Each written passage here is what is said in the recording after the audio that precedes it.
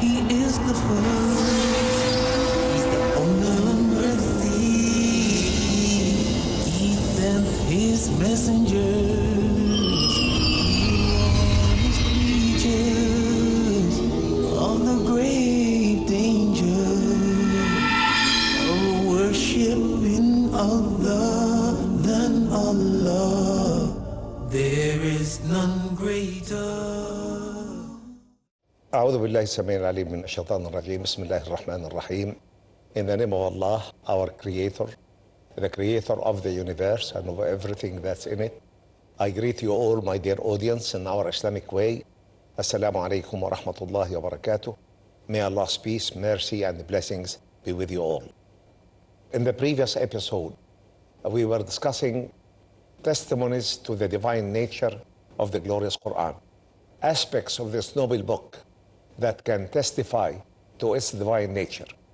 And we stopped at the scientific precision of the glorious Quran as a living testimony to the people of our time, people of this era of scientific and technological developments unparalleled in the human history, is the most suitable language of the people of our time, using the scientific precision of the glorious Quran to testify to its divine nature.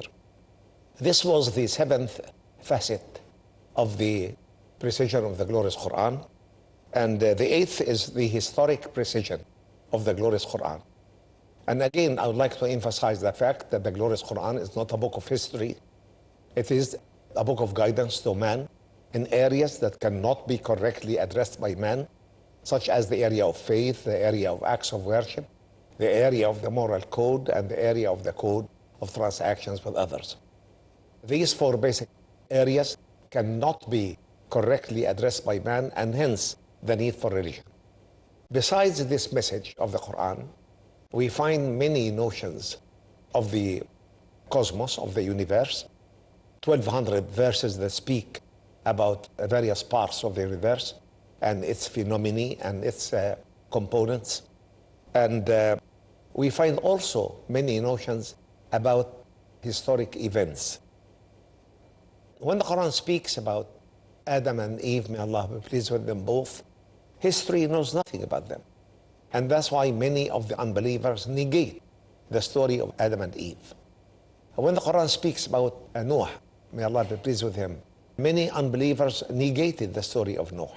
And they negated the event of the flood, although the fact that the Ark of Noah was discovered in 1948 on the slopes of Mount Yudi in the southern part of Turkey.